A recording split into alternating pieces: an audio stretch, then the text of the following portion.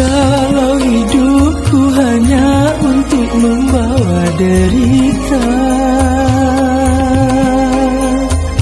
mengapa dulu aku dilahirkan ke dunia?